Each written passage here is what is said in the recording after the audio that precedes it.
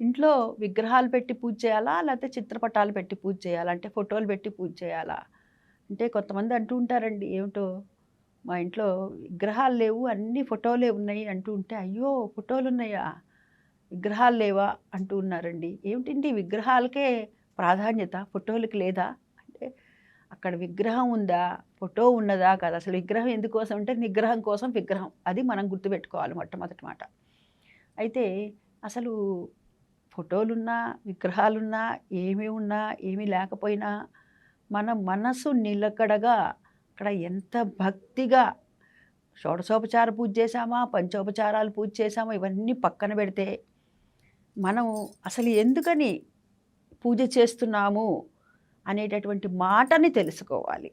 తెలుసుకొని అది భక్తిగా చేసేటటువంటిది విగ్రహం ఉన్నా పర్వాలేదు, చిత్రపటం ఉన్నా పర్వాలేదు. అయితే విగ్రహం ఉంటే గనక ఎంత పెద్ద విగ్రహం పెట్టుకుంటే అంత ఎక్కువ భక్తి ఉంది అన్న మాట కాదండి ఇక్కడ.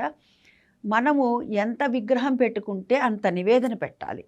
ఇప్పుడు మన ఇంట్లో ఉండేటటువంటిది పూర్వం అయితే గనక ఎక్కువగా పెద్దగా ఉమ్మడి కుటుంబాలు ఉండేవి కాబట్టి పెద్ద విగ్రహాలు పెట్టినా కానీ అప్పుడు ఎక్కువ మంది జనాలు ఉంటారు కాబట్టి, ఇంట్లో కుటుంబ సభ్యులు ఉంటారు కాబట్టి, ఎక్కువ పదార్థాలు వండేటటువంటి వారు అలా ఎక్కువ నివేదన అనేటటువంటిది జరిగేది.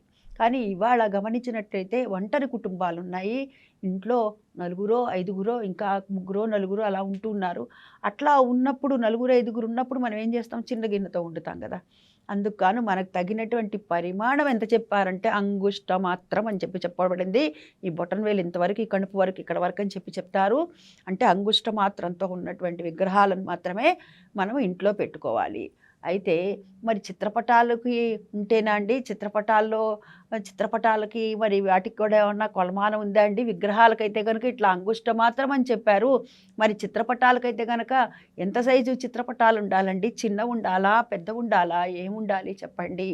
అనంటే చిత్రపటాలకు మటుకు అవి గూడా అంతే పెద్ద పెద్దవి రోజూ పెట్టుకునేటటువంటి చోట పెట్టుకోకూడదు. ఎక్కడైనా సరే మనకి అల్మార్లు కానీ, లేతే కనుక హాల్‌లో పెట్టుకునేటటువంటి చోట కూడా పెట్టుకోవచ్చు. అది కొంతమంది పెట్టుకుంటూ ఉంటారు కదండీ! అంటే పెట్టుకోవడం తప్పైతే ఏమీ లేదు. ఎందుకు చెప్పారసలు ఇదంతా అంటే, ఇప్పుడు మనం ఒక చిన్న పిల్లవాడు ఉన్నాడనుకోండి, చిన్న పిల్లవాడు ఎంత అన్నం తింటాడు? ఇంత అన్నం తింటాడు. అదే కొంచెము పెద్దవాడనుకోండి, పెద్దవాడయిన తర్వాత ఏం చేస్తాడు? కొంచెం ఈ మాత్రం అన్నం తింటాడు. ఇంత అన్నం తినేటటువంటి వాడు కొంచెం పెద్దవాడయ్యాడు కాబట్టి ఈ మాత్రం అన్నం తింటూ ఉంటాడు. అందుకని మన ఇంట్లో ఉండేటటువంటి విగ్రహం చిన్నది పెడితే కొద్దిగా నివేదన పెట్టినా, మన ఇంట్లో ఉన్నటువంటి ఒంటరి కుటుంబాలు ఎంతమంది ఉంటారో అంత నివేదన పెడితే సరిపోతుంది. అలా కాకుండా పెద్దదైతే గనక ఇంకా ఎక్కువ పెట్టాలి ఒకటి. ఇక చిత్రపటాల దగ్గరకొచ్చేసరికి విగ్రహాలు పెడితే గనక విగ్రహాలకు తగినటువంటి పూజ కానీ, నివేదన ఉండాలి.